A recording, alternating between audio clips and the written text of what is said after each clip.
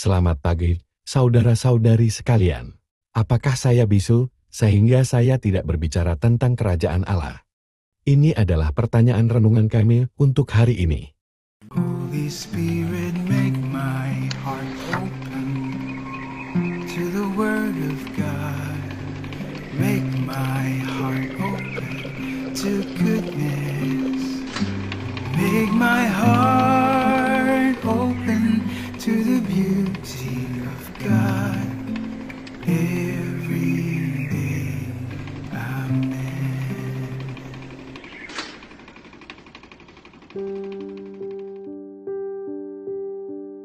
Setelah Yesus mengusir para iblis dan membuat si bisu berbicara, ia dituduh melakukan mukjizat itu dengan kuasa Beelzebub. Yesus membantah perkataan tersebut dengan mengatakan setiap kerajaan yang terpecah-pecah pasti binasa. Salah satu hal yang mengejutkan untuk dibaca dalam kitab ini adalah bahwa seluruh dunia berada di bawah kekuasaan setan. Kita menemukan ini di kitab pertama Yohanes pasal 5 ayat 19. Perang roh adalah pertarungan antara kerajaan terang dan kerajaan gelap, kerajaan kebaikan dan kerajaan kejahatan. Dan ada perang yang sedang berlangsung antara keduanya. Untuk saat ini, yang jahat sedang menyerang. Mereka bekerja penuh waktu sementara kita orang Kristiani bekerja paruh waktu. Bekerja hanya saat kita bisa.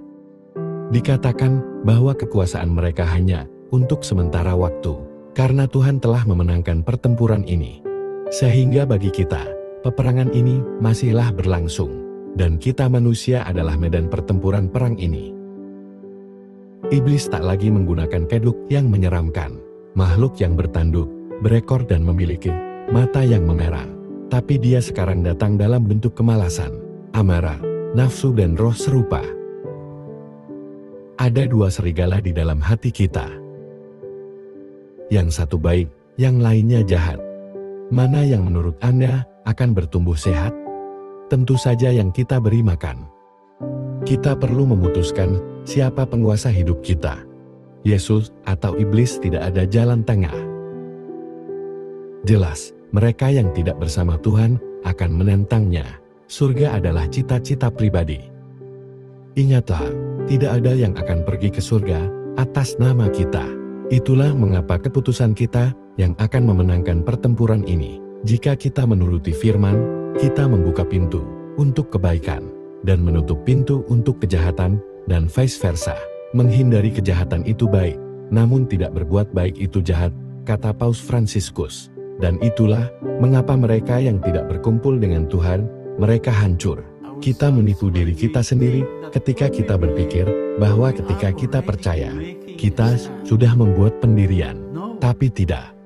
Ketika ada perang dan kita tidak ikut berperang, itu sama saja dengan kita membiarkan musuh mengalahkan kita. Kita berjalan maju dengan tumbuh dalam rupa Kristus, atau berjalan mundur dengan menjadi semakin nyaman dengan rupa dunia ini.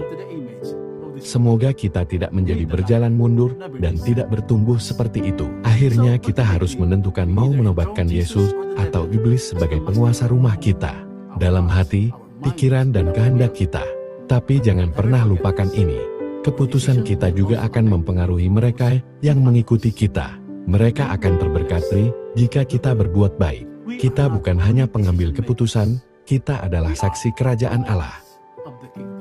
Dalam perang kritis yang terjadi di tengah-tengah kita, yang tidak terlalu jelas, namun sebenarnya bisa dirasakan.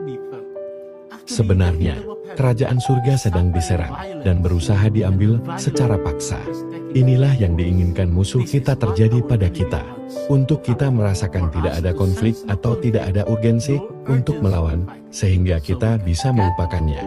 Tangan kita turun karena kita tidak merasakan adanya peperangan. Tapi firman hari ini mengingatkan kita akan keberadaan setan dan peperangan yang menyerang kerajaan surga. Saatnya untuk meningkatkan penjagaan kita, tidak hanya untuk melawan mereka, tetapi juga mengalahkannya.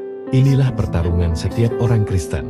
Semua yang kita katakan, kita lakukan, dan bahkan yang kita pikirkan, dapat berkontribusi untuk kesatuan kerajaan. Pekerjaan Bapa adalah pekerjaan anak-anaknya juga.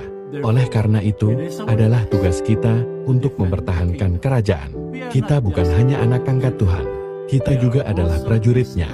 Kita harus menaklukkan jiwa, bukannya kerajaan kita yang diambil.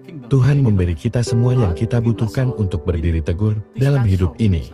Tapi seringkali kita sibuk, tidak siap untuk berperang.